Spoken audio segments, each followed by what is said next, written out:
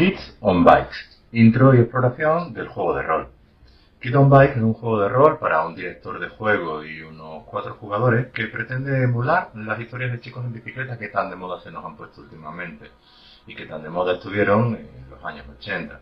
Historias como la más conocida serie de Stranger Things, pero también los Goonies, E.T., Super 8 y un montón de esas películas en las que una banda de chicos se une para resolver un gran misterio. Normalmente son muchachos que viven con problemas, chavales que son o no amigos desde el comienzo, pero en algún momento necesitan unirse como un grupo, como un equipo, para enfrentarse a algún desafío o algún peligro.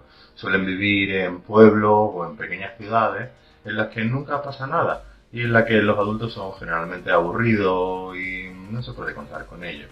Incluso diría que están llenos de sus propios problemas como para enfrentarse a ese desafío al que recientemente ha aparecido y encuentran nuestros muchachos. Suele ser un desafío sobrenatural, en este caso Kids on Bikes pide y empuja que el desafío, el misterio, sea algo sobrenatural. Encaja muy bien con películas de serie B, en la que ronda del terror, extraterrestre, alienígenas, fantasmas, monstruos, zombies, cualquiera de esas cosas encaja muy bien.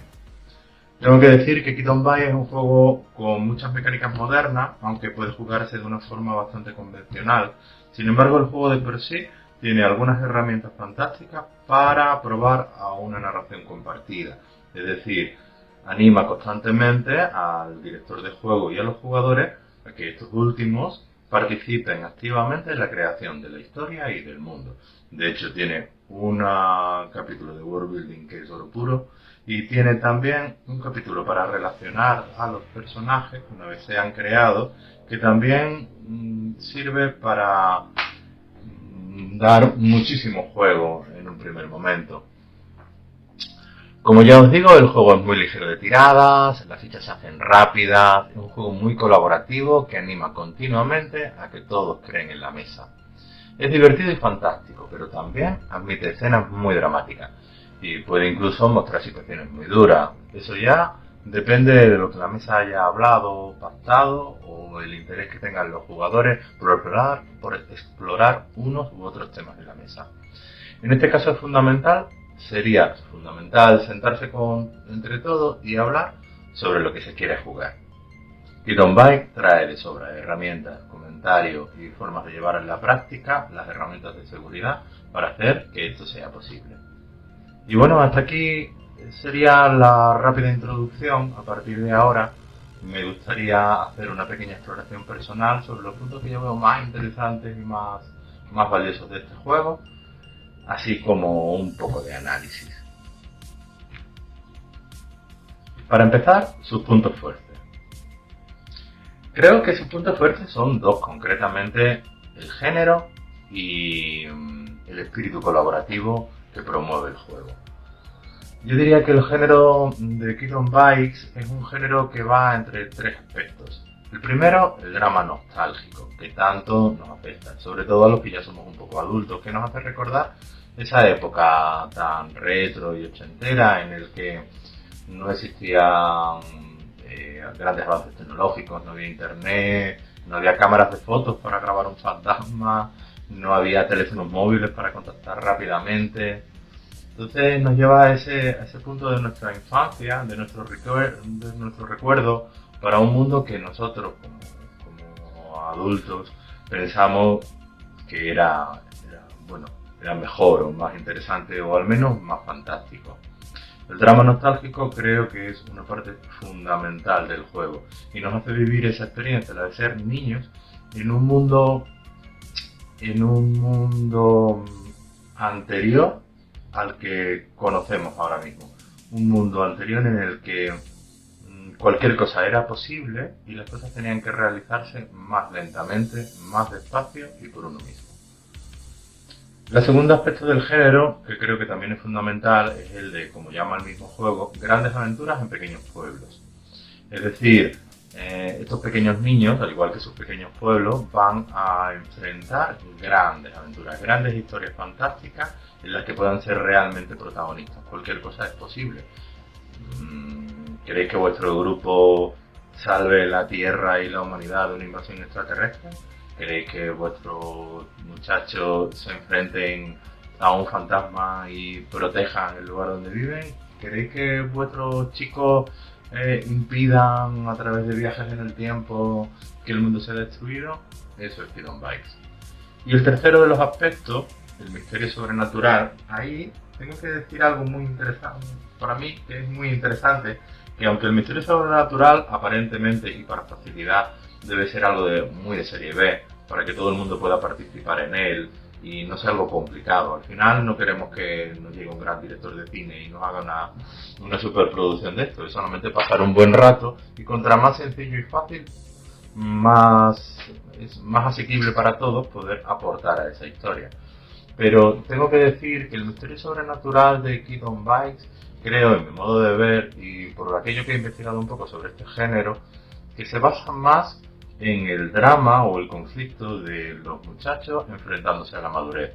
Es decir, ese gran monstruo que hay al final no es más que la representación de los chicos que tienen que hacer una serie de esfuerzos para enfrentarse a sí mismos y que al final pueden impedir que el mundo cambie, pero no pueden impedir que cambien ellos mismos. Ese misterio sobrenatural debería de llevar encubierto algún tipo de drama o conflicto en el que los muchachos se enfrentan a sus propios miedos, a sus motivaciones, a su dificultad por crecer. Ese es el primero de los puntos fuertes. Voy a pasar al segundo. Para mí el segundo de los puntos fuertes es el espíritu colaborativo que fomenta el juego. Para ello vamos a hablar de herramientas de seguridad. Durante todo el libro, toda la lectura, una y otra vez el juego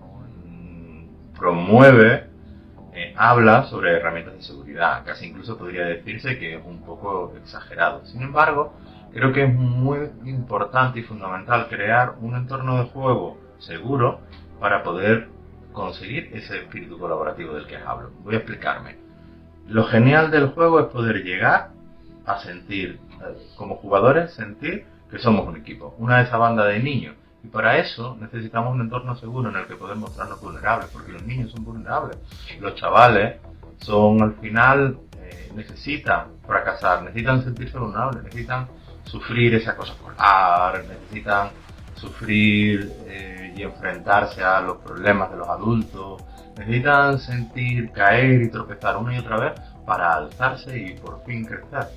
Entonces, ese espíritu colaborativo que fomenta el juego permite que los jugadores construyan una confianza entre ellos y puedan emular no solo las experiencias y no solo las aventuras de esos chicos, sino esa sensación maravillosa de tener amigos como los que teníamos cuando teníamos 12 años, únicos. Vale, voy a pasar a explicar otro punto que me parece interesante, que es el de las mecánicas. Las mecánicas de este juego son unos dados muy simples.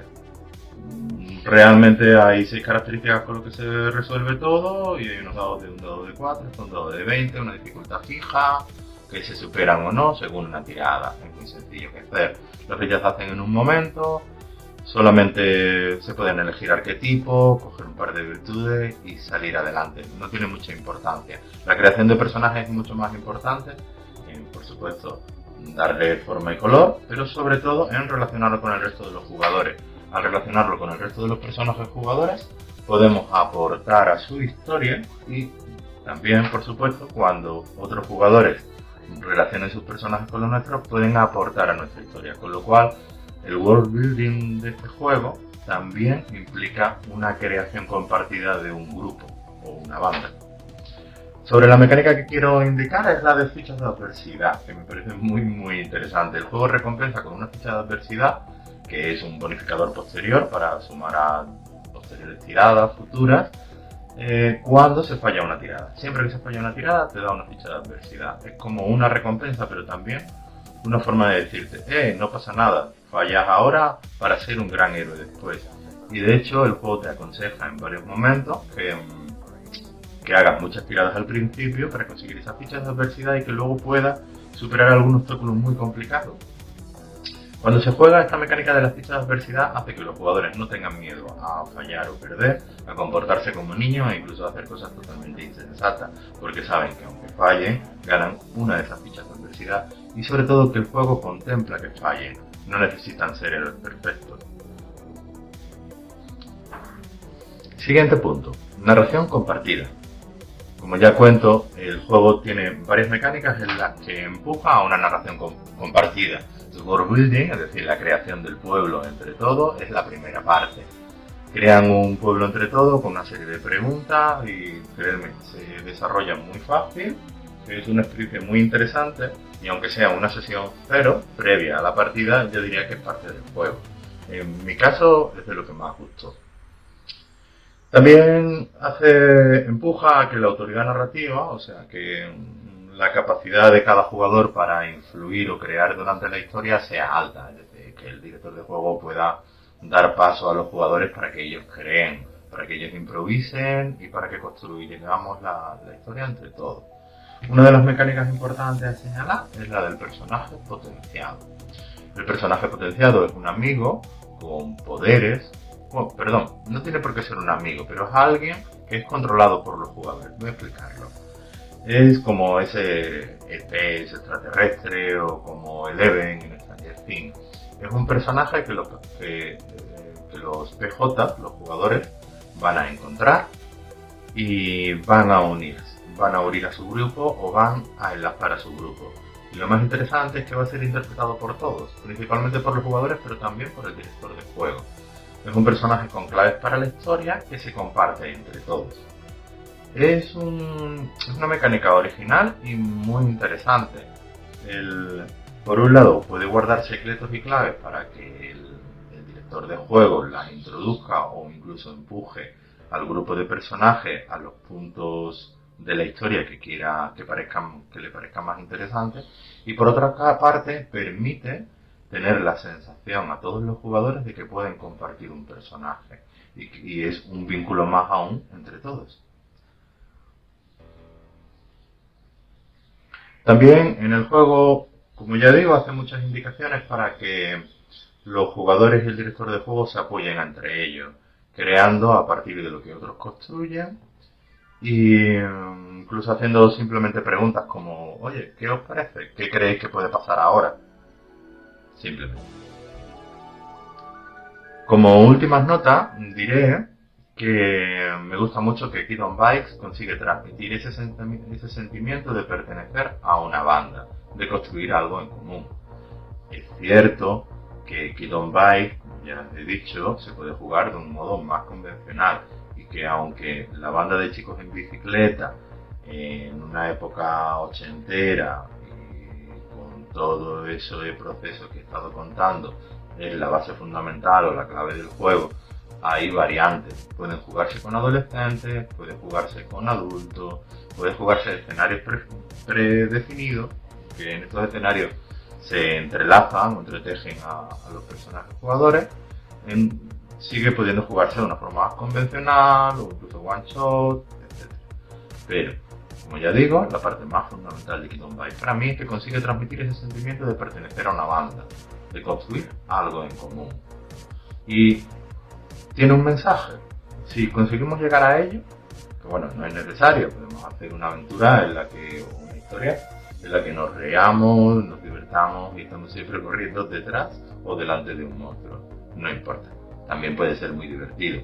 Pero creo que el juego en sí, si profundizamos un poco, puede llegarnos a transmitirnos un mensaje, el de crecer, la pérdida de la inocencia, en el que el monstruo final y en el inevitable paso a la madurez que no les es posible evitar. Como ya digo, los chicos pueden cambiar, pueden salvar el mundo, pero no pueden cambiarlo, no pueden evitar cambiar ellos. Por último, quiero lanzar aquí algunos consejos personales para jugarlo. Yo diría que en mi caso lo que recomiendo es que tomar como preparación del juego, ya que si vas a pasar a hacer una sesión cero, una construcción del mundo desde cero y vas a dejar que tus jugadores, como director de juego, vas como jugador jugadores todos vais a empezar algo desde cero, no hay mucha preparación de historia que puedas hacer. Entonces, mi consejo personal es que lo preparéis a través de tropos, películas, música y hacer que los jugadores participen en estas fases. Es decir, animarles a que busquen música, seguro que les va a encantar sacar música de los 80 o de la época en la que juguéis, que vean alguna que otra película. A todo el mundo le encanta volver a ver los Goonies o E.T. o cualquier otra peli de ese estilo. Stand By Me, por ejemplo, Cuenta Conmigo, una peli dramática de críos de los 60, muy buena. Y, como ya digo, fomentar a los jugadores para que creen la historia y sean responsables de la partida también. Es decir, dejarles muy claro y animarles a que tomen más autoridad, tengan más derecho en la historia que se quiere contar y que ellos se responsabilicen de eso. Como un pequeño truco, os digo que en mi caso ofrecí a menudo fichas de adversidad a cambio de que los jugadores actuaran con sus personajes de forma infantil o inmadura. Y la verdad es que funcionó, era muy divertido y fueron entendiendo, yo también, que al final fracasar es parte de ese proceso de crecimiento y es parte del juego. Y cuando los jugadores dejan un poco a un lado la necesidad de superar todos los obstáculos y de que sus personajes siempre triunfen para permitirles fallar y fallar, termina siendo muy divertido, muy creíble y se crea ese viaje heroico que todo muchacho tiene que hacer. Luego, por último, creo que el más importante es, como director de juego, aceptar que la partida no va a ser exactamente como tú quieres que sea.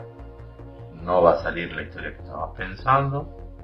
Es posible que ni siquiera sea el pueblo o el escenario que tú querías, ni el monstruo sea lo que habías pensado, ni se parezca a tu película favorita. Pero seguramente sea mejor. Si lo habéis hecho entre todos, seguramente sea mejor. Y el último consejo es que para la primera partida yo no cambiaría las reglas del juego. Intentaría jugar tal y como lo indican. Tienen su sentido. Muchas gracias por escucharme y espero que disfrutéis de este maravilloso juego. Y si tenéis algún comentario que hacerme, estaré encantado de leeros. Un abrazo y gracias por compartir este ratito conmigo.